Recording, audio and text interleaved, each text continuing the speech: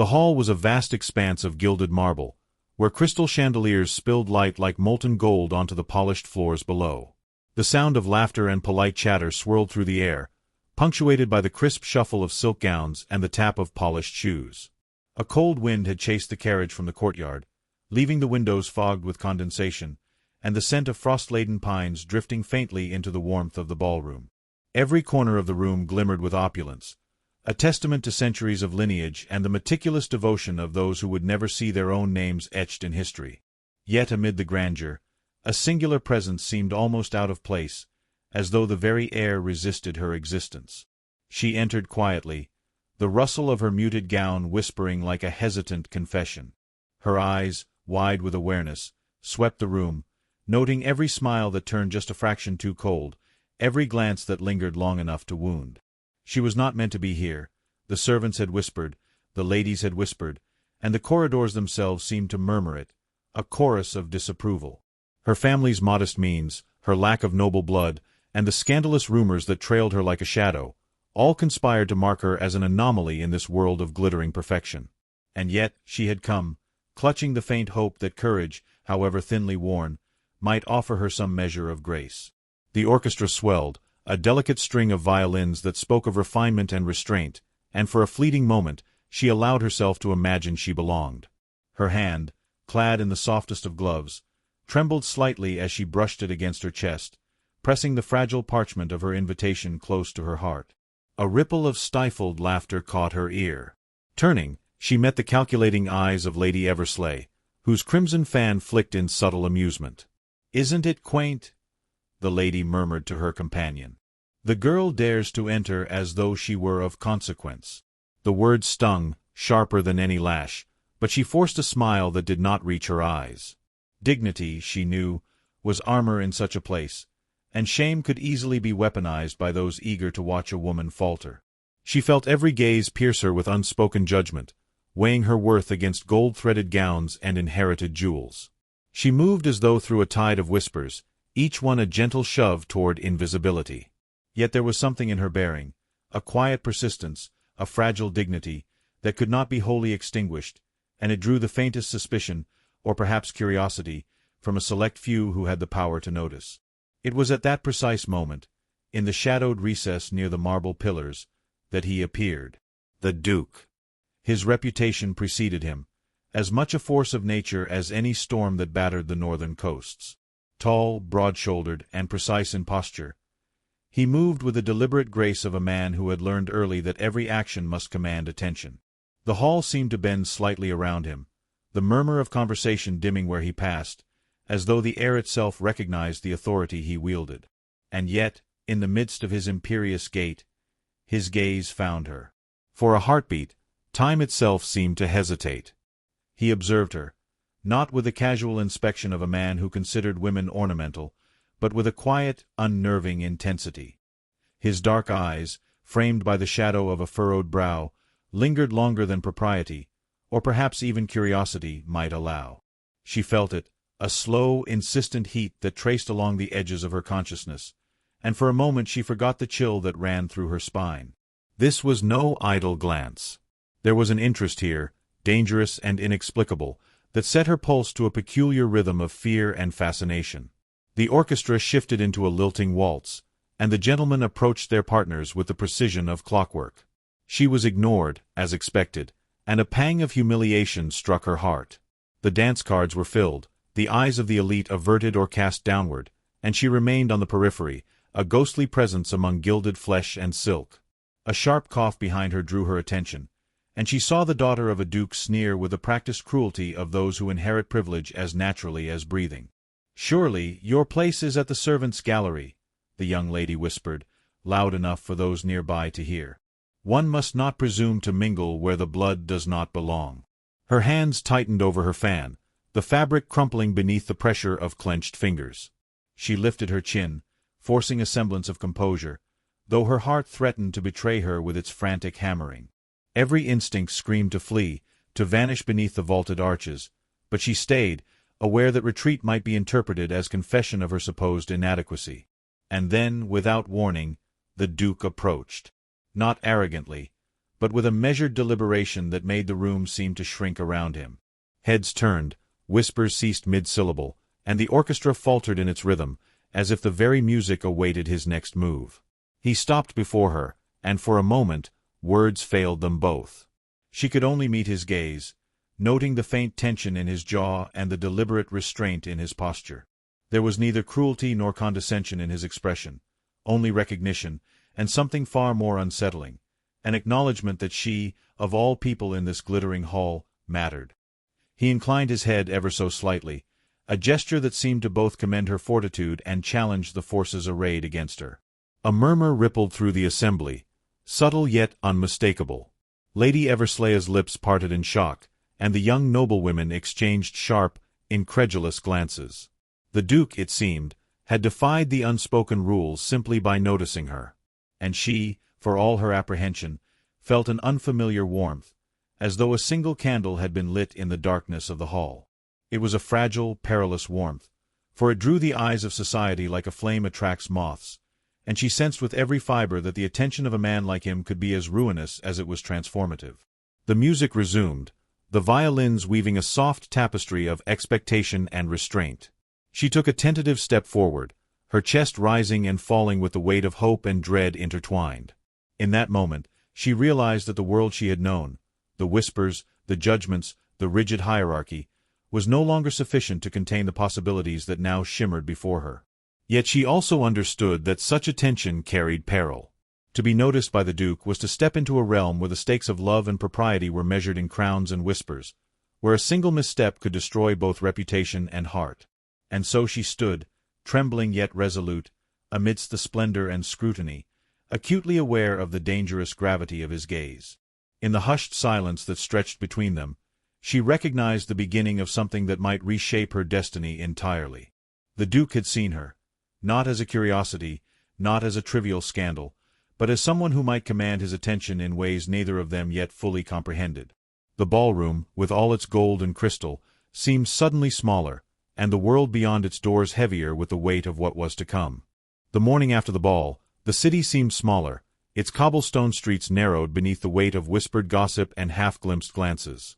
She awoke in her modest chamber to the muffled sounds of carriage wheels on frost-laden stones, the sun casting pale streaks through the narrow sash of her window.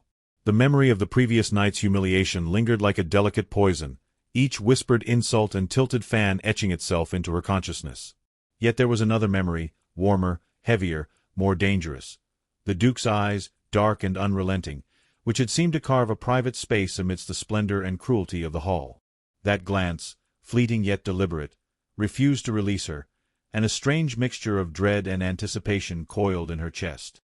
She dressed with meticulous care, her fingers trembling as they smoothed the pale silk of her gown, unaware that the fine fabric would be spoken of in hushed tones among the ladies of society, as though the audacity of its wearer could stain the material itself. Even her modest breakfast seemed a formal occasion. The bread was too coarse, the tea too bitter, yet she savored it with ritualistic intent, as though preparation might fortify her against the subtle assaults of a world that had never been designed to protect her. The first token arrived at midday.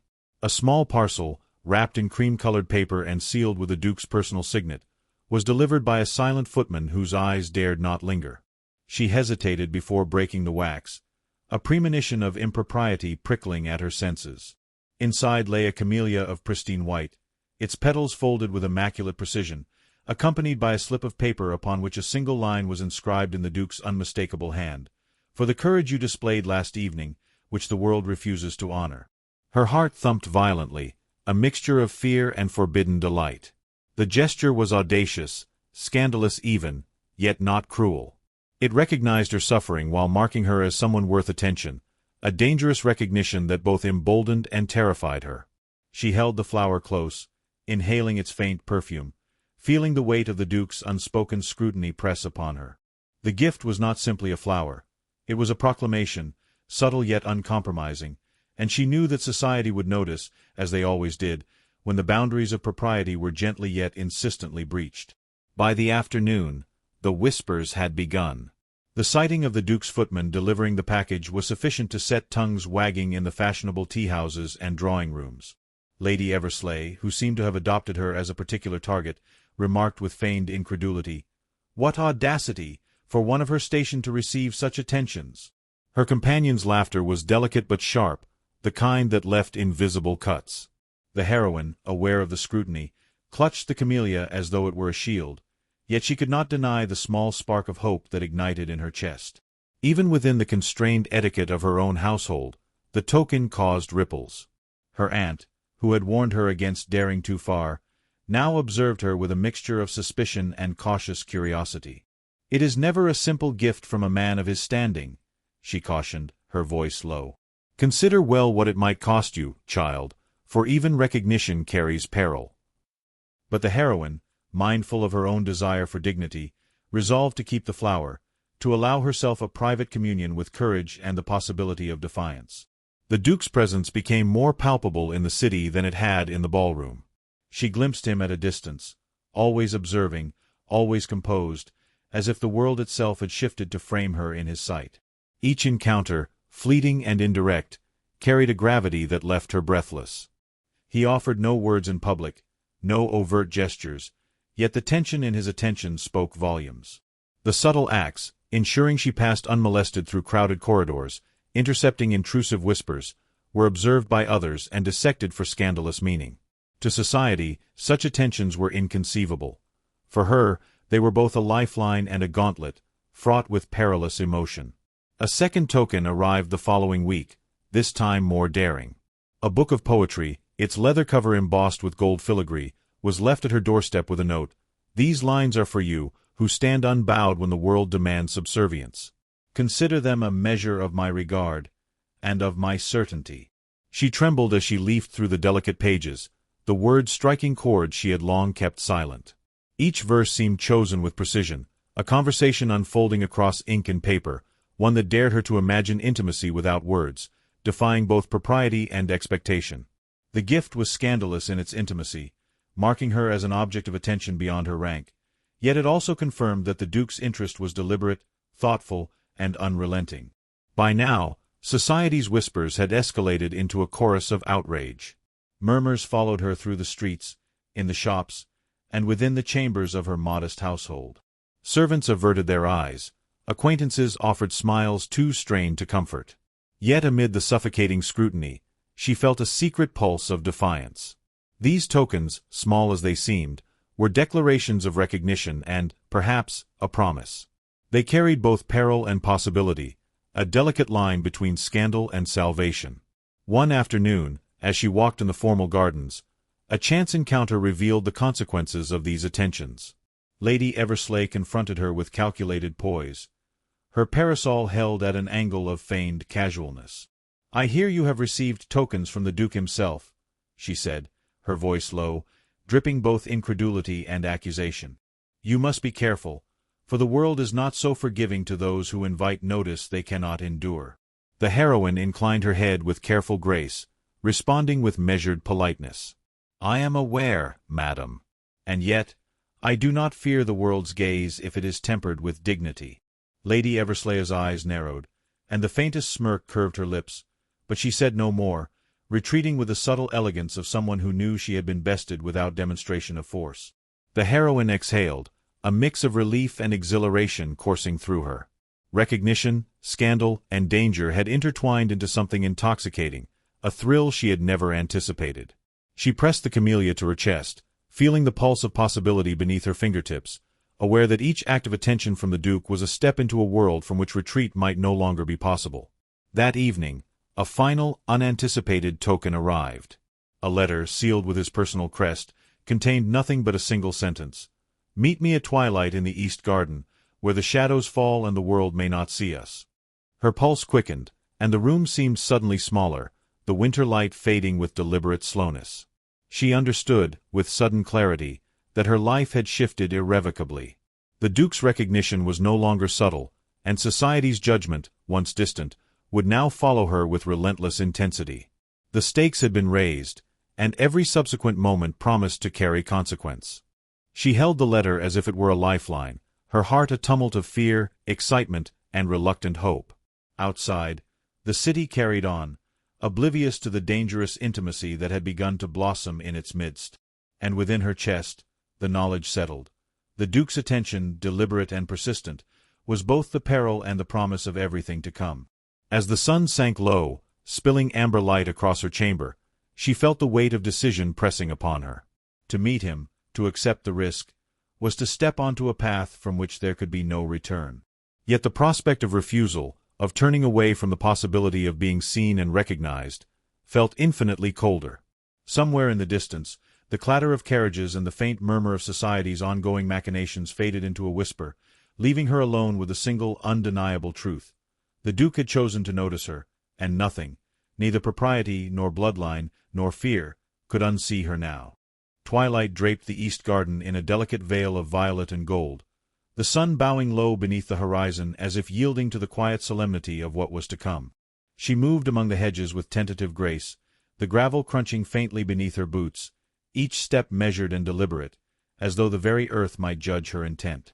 The air was thick with the scent of winter roses, their petals trembling beneath the first hints of frost, and the distant murmur of the city carried faintly, a reminder that beyond these walls, society awaited the slightest misstep with merciless precision. Yet here, in the soft shadow of the eastern grove, she felt the pulse of something more intimate, more dangerous. The nearness of the Duke, the knowledge that her courage, or her folly, would be measured in the weight of his gaze. He emerged from the deeper shadows as though conjured by the evening itself, his silhouette framed by the fading light. The coat of midnight velvet clung to his shoulders, tailored with the precision of a man who had mastered the art of presentation, and his boots were polished to an almost preternatural shine. But the sharp lines of his attire could not contain the gravity in his eyes, those dark, unrelenting depths that had haunted her dreams since the night of the ball. He waited with a patience that was almost unbearable, as though the very air had been commanded to pause until her arrival. The world, it seemed, had been reduced to this single moment, this single meeting, and the gravity of it pressed upon her chest with undeniable force. She curtsied, a gesture learned from years of careful observation and rigorous expectation, and he inclined his head in return. There was no flourish in the movement, no unnecessary declaration, only acknowledgment. The silence that followed was thick, not uncomfortable, but charged, the kind of silence that leaves hearts racing in tandem with unspoken anticipation. "You came," he observed, his voice a low timbre that seemed to echo the shadows themselves. It was not a question, nor a demand, but a statement weighted with something she could not yet name. She nodded, words failing her in the presence of such authority tempered by a subtle intimacy. They walked slowly along the path, the roses brushing against her gloves, their cold petals brushing lightly against her skin. He remained beside her, close yet not imposing, the space between them charged with restrained intent. "Do you understand," he began, his voice measured, careful, "why you were noticed last evening?" She turned her gaze downward, lips pressed together, unsure if it was courage or fear that steadied her voice when she finally replied. "I do not know, my lord. Perhaps it was the mistake of circumstance, nothing more."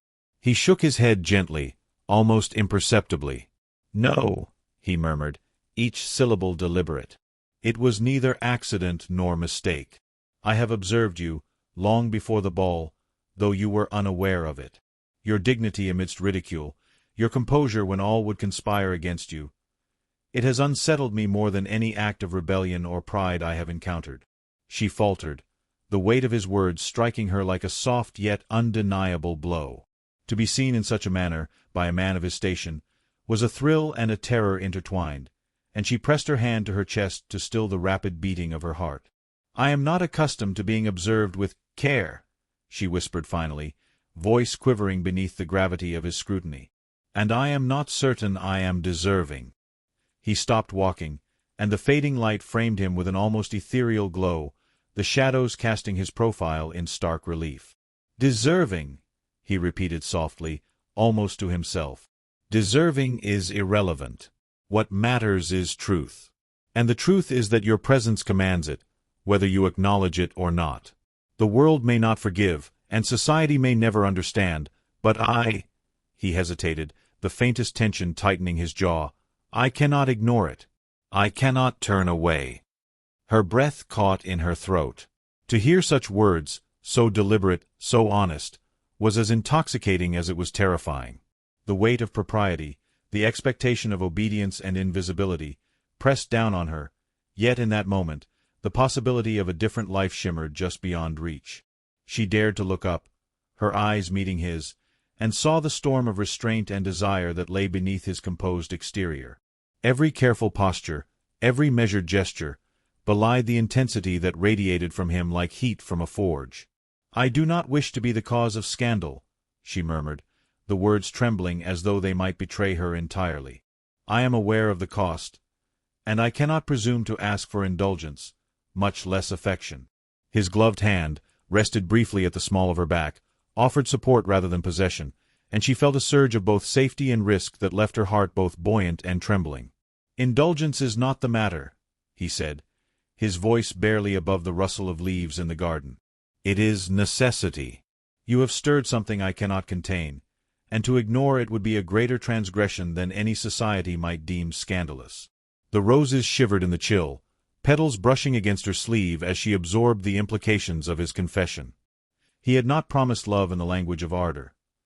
He had offered recognition, understanding, and an undeniable claim upon her attention, upon her heart, whether she would accept or resist. Each word, carefully measured, seemed to anchor her in a reality both thrilling and frightening. And yet, beneath the formal cadence of his speech, there lay the pulse of inevitability, the quiet insistence that their lives were now entwined in ways neither circumstance nor propriety could sever. A wind stirred, carrying with it the faint scent of frost and the distant city, and she shivered, drawing her shawl closer. "And if the world knew?" she asked softly, almost to herself. "If society discovered?" Her voice faltered, and he turned to her fully, eyes dark with intensity, his presence both shield and storm. "Let them know," he said simply, the words deliberate and final. "Let them whisper, let them judge, let them attempt to bend what cannot be bent. You are seen, and I will not unsee. If society demands consequence, so be it. I accept it for you." The enormity of his words struck her, a tidal force of possibility and dread. Recognition had never carried so much weight, nor attention such consequence. She pressed a gloved hand over her heart, feeling the rapid thrum of life beneath the layers of silk and restraint, knowing that in this quiet garden, at this twilight hour, her life had irrevocably shifted. The Duke had spoken truths that no one else could, had offered not promises lightly made, but a recognition that defied convention, defied propriety, defied the world itself. And in that suspended moment, as the first stars began to pierce the fading light, she understood the delicate peril of what lay ahead. To meet him again would be to step further into a path strewn with danger, scandal, and inevitable desire. Yet to retreat would be to abandon the fragile spark of recognition, the first warmth of being truly seen. Her heart and mind trembled in equal measure, aware that every choice carried both peril and promise. He took a single step closer, the shadows embracing him like a mantle of inevitability. "Come," he whispered, almost a command, almost a plea. "You need not speak further. Let your presence alone be enough. We shall navigate this together, though the world may rage against us." Her pulse raced, the gravity of his declaration leaving her breathless, yet a fragile thrill of hope began to unfurl within her. As she nodded, unable to speak for the tumult of emotion, the distant city lights flickered faintly through the hedges, a reminder that the eyes of society were never far. And in that quiet, frost-kissed garden, she felt the first stirrings of a choice that could neither be ignored nor reversed, a choice whose consequences would ripple far beyond the bounds of this secluded twilight. The letter that had brought her here, the tokens of attention, and the whispered truths of the Duke now coalesced into a single, undeniable reality. The world of propriety and expectation had shifted, and in its place lay a dangerous intimacy that demanded courage, daring, and a heart willing to confront both desire and ruin. Her hand hovered over the camellia in her pocket, petals soft against her fingers, and she felt a tremor of anticipation. Somewhere in the recesses of her soul, she knew that this meeting was not an end but the first step toward a destiny neither of them could yet define. And as he stepped back slightly, allowing the shadows to mingle with the last rays of the sun, she realized, with a mixture of fear and longing, that the Duke had not merely noticed her. He had claimed her attention, and perhaps her heart, in a way that the world would not soon forgive. The great hall of the estate gleamed under the weight of 1,000 candles, each flame trembling in crystal candelabras that lined the walls with deliberate symmetry. The air was thick with the scent of polished wood, wax, and faint hints of winter roses, their perfume drifting through the corridors like a soft, inescapable memory. Gentlemen and ladies stood clustered in careful groups, the rustle of silk and velvet punctuated by polite murmurs, but beneath the veneer of civility, tension hummed like a taut wire. Word had spread swiftly of the Duke's attentions, of the tokens delivered and the meetings whispered about behind closed doors, and now every guest, from the highest-ranking noble to the most discreet footman, awaited the inevitable confrontation with a mixture of dread and anticipation. She entered the hall with a quiet composure that belied the tremor in her heart. Her gown, a soft shade of winter lilac, clung delicately to her form, the fabric flowing like water over stone, shimmering faintly beneath the candlelight. She felt the weight of every eye, every whisper, pressing upon her as though she were both spectacle and trespasser. Lady Everslaya's gaze met hers across the room, sharp as a dagger, lips curled with that practiced mixture of disdain and curiosity. The young noblewomen murmured among themselves, their conversation punctuated with titters of disbelief. Yet she held her head high, remembering the Duke's words in the shadowed garden, the recognition that had ignited an ember within her chest. That ember had not faded, it had grown into a flame, fragile yet undeniable. The Duke's entrance was announced with a subtle hush, the clatter of a boot on polished floor magnified in the stillness. His coat of midnight velvet swept the floor, tailored perfectly, and every movement bore the command of a man who had never known hesitation. The hall seemed to bend subtly around him, the guests instinctively shifting, as if the air itself deferred to his presence. He stopped at a measured distance from her, dark eyes locking on hers with an intensity that left her breathless, yet steadied her trembling heart. The room seemed to shrink, the glittering chandeliers fading into a blur of gold and glass, leaving only the weight of his gaze and the fragile courage she had mustered. A gentleman of distinction, with a measured bow, approached, presenting a delicate card of accusation. "My lord," he intoned, voice formal yet edged with reproach, "it has come to the attention of certain parties that your actions regarding the Lady Miss Arden have raised questions of propriety. The Assembly, indeed, society itself, demands clarity." The Duke's gaze never wavered from hers, and he inclined his head slowly, deliberately, as though each movement was an answer unto itself. "Clarity," he echoed, voice low and deliberate, "shall be provided, and it shall be heard by all who presume to judge without understanding." She felt a shiver course through her, not of fear, but anticipation. The hall had grown tense, each guest aware that a declaration of unprecedented magnitude was imminent. His hands rested lightly at his sides, yet the restraint in his posture belied the storm contained within him. He took a deliberate step forward, each motion measured, as though the gravity of the moment had slowed the world itself. "Ladies and gentlemen," he began, voice strong yet tempered with elegance, "you may consider me impetuous, rash, or unworthy of your indulgence, but I speak only truth. Miss Arden is not merely a figure of curiosity, nor a subject for whispered amusement. She is the only woman whose dignity, grace, and courage have commanded my attention beyond all measure." A murmur swept through the room, subtle but insistent. Lady Everslaya's hand clutched the folds of her gown, her lips parted in faint shock, while whispers rippled through every corner, barely constrained by polite laughter. Yet the Duke pressed on, deliberate, unwavering. I have observed her composure amidst ridicule, her quiet strength where others faltered, and I have recognized, in her, a fortitude unmatched by the claims of birth or title.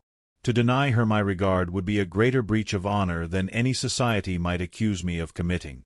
She felt tears prick at the corners of her eyes, but she did not look away. The words, measured yet fervent, cut through the ambient tension like a blade of light. Recognition, acknowledgment, and devotion were laid bare before the assembly, each syllable a challenge to the judgment of those who sought to diminish her. She pressed a gloved hand to her chest, feeling the rapid thrum of life beneath her ribcage, each heartbeat echoing the peril and wonder of the moment. The Duke's gaze softened ever so slightly, and he inclined his head toward her with deliberate formality. "I claim her, not as possession, not as ornament, but as my chosen equal. Let the world whisper, let society frown, let scandal rise as it may. I accept it, and I claim her openly, here and now." The room fell silent, the weight of his declaration heavy in the space between candles and gilded ceilings. Every eye was upon her, every whisper stilled by the audacity and sincerity of his proclamation. She took a tentative step forward, glancing at the floor before meeting his gaze fully. "My lord," she said softly, her voice trembling yet clear, "if such acknowledgment carries ruin, I accept it as willingly as I would hope. For dignity, truth, and," she paused, her breath catching, "heart are not to be measured by society alone." A gentle tension hung in the air, electric and palpable. The Duke extended a hand toward her, the gesture both protective and declarative, and she placed hers in his with a mixture of fear, relief, and anticipation. The hall seemed to exhale, as though the collective consciousness of those present acknowledged the shift in power, not through titles or wealth, but through courage, recognition, and the audacity of truth. Lady Everslaya's lips pressed into a thin line, her amusement extinguished by the gravity of the scene. The whispers that had once swirled like a gale were now tentative, cautious, as if the assembly feared that even their judgment might falter in the presence of such deliberate declaration. The young noblewomen shifted, their expressions unreadable, while the older matriarchs exchanged glances, some approving, some incredulous, yet all aware that they had witnessed a moment that would ripple through society for years to come. The Duke's voice, calm yet insistent, carried across the hall once more. "Henceforth, let there be no question of my regard. She stands as my equal, my chosen, my heart acknowledged where the world may not yet approve. All who would dispute this must reckon with the truth that recognition, once earned, cannot be withdrawn at whim." He inclined his head, not as a concession, but as a challenge to the very principles of inherited hierarchy. She felt a warmth bloom within her chest, fragile yet insistent. The risk, the peril, the scandal, it was all real, yet beneath it lay a certainty she had never dared to imagine. Recognition had blossomed into claim, and claim into declaration. In the subdued glow of candlelight, with the murmurs of society stilled and the weight of expectation suspended, she understood that nothing would ever be the same. She was seen, acknowledged, and chosen, and the consequences, though vast, were now hers to bear alongside the man who had claimed her heart in the shadow of scrutiny. The Duke's hand remained steady in hers, a promise of solidarity against the world's judgment, yet the faintest tension lingered in his jaw, a reminder that every declaration carries its cost. Outside the hall, the frost of winter whispered through the open windows, hinting that society's gaze, though momentarily subdued, would not forget. And within that elegant, candlelit chamber, the fragile certainty of acknowledgment pulsed like a heartbeat, delicate, perilous, and inescapably alive. As they stood together, hand in hand, the first hint of a distant carriage drew near, the soft rumble a reminder that the world beyond the hall had not paused, that the whispers and intrigues of society would resume with relentless persistence. Yet in that fleeting moment, amidst candlelight, frost-laden roses, and polished marble, a fragile equilibrium had been achieved.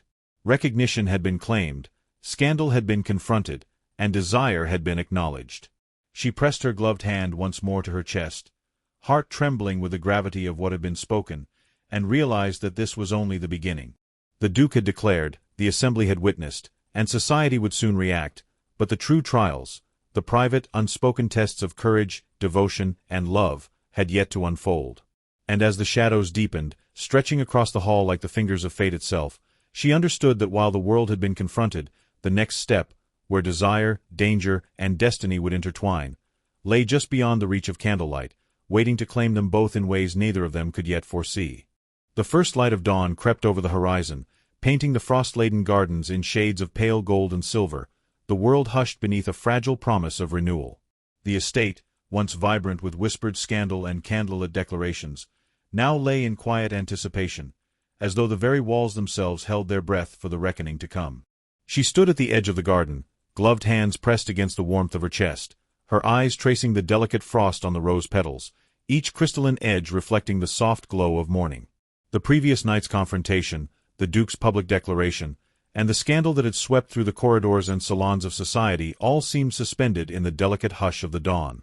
Yet beneath this stillness, a pulse of expectation thrummed in her veins, unrelenting, inescapable. He appeared then, stepping into the filtered light as though drawn by the inevitability of fate itself. The Duke's figure, tall and precise as ever, carried both authority and exhaustion. The night had taken its toll, yet his posture remained resolute, his eyes still dark with the intensity of what had been declared and the weight of what remained to come. He approached her silently, each footfall muffled against the frost-kissed gravel, and she felt the familiar stir of anticipation, mingled now with relief and a burgeoning sense of hope. Words were unnecessary. Their shared gaze spoke volumes, the language of unspoken understanding that only those who had faced both public scrutiny and private longing could comprehend. "Are you certain?" she asked softly, voice trembling not from fear but from the magnitude of the moment. "Are you certain this is what you desire, despite all?" She paused, searching his expression for doubt. "Despite all the world might say or take from us?"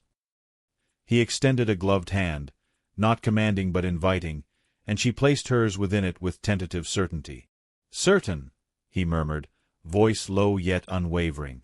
"The world may scoff, may cast judgment, may attempt to fracture what has been forged between us, but my heart has chosen, and my choice is immutable. You are mine, not by possession, but by recognition, by regard, and by every measure of devotion I am capable of offering." The garden seemed to exhale, the frost sparkling like tiny stars upon the petals as though acknowledging the gravity of their union. She drew a deep breath, feeling the weight of consequence settle around her shoulders, mingling with the fragile exhilaration of being truly seen, chosen, and claimed. This was not merely a matter of affection or desire.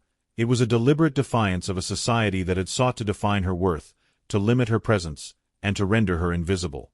And in the face of such adversity, she had been recognized, acknowledged, and elevated to a place where her courage and dignity could no longer be denied. Their steps moved in unison through the winding paths, the crunch of frost beneath their boots a metronome marking the rhythm of their shared defiance. He spoke softly, yet each word carried weight. "I have forfeited much already, titles, influence, the quiet obedience of society, but none of it matters beside the truth I now acknowledge openly. You are my choice, my equal, and the reckoning of the world is inconsequential compared to the certainty of this bond." She shivered, not from the cold, but from the intensity of the admission, and she pressed closer, allowing the warmth of his presence to steady the tremor that threatened to betray her composure. "And if they come?" she whispered, fear and hope intertwined in the soft lilt of her voice. "If society seeks to rend what we have claimed, what then? Shall we yield?" He paused, his gaze sweeping the frozen blooms and the distant horizon, and then returned to her eyes with the unflinching gravity that had first drawn her to him. "We do not yield," he said, tone resolute. "We endure. The world may attempt to strip us of titles, privileges, even comfort, but it cannot strip recognition, it cannot strip dignity, and it cannot erase what has been chosen freely and irrevocably." His hand tightened over hers, the gesture delicate yet fierce, as though anchoring both of them against the uncertainties that still lingered beyond the frost-kissed walls of the estate. In that quiet, luminous moment, the garden seemed to transform. The first rays of sunlight struck the frost like molten gold, the shadows of the hedges stretching long and fragile across the paths. Birds stirred faintly among the branches, their chirps soft yet insistent, and the distant rumble of a carriage, heralding the return of the estate's morning activity, reminded them that the world beyond their sanctuary had not paused. Yet within this delicate pocket of dawn, recognition and devotion had crystallized into a certainty neither could deny. She lifted her eyes to his, seeing not only the Duke of public renown and private intensity, but a man transformed by the act of choosing and claiming what society had forbidden. Each line of his face, sharpened by expectation and softened by unspoken tenderness, bore the weight of sacrifice, defiance, and an unshakable fidelity.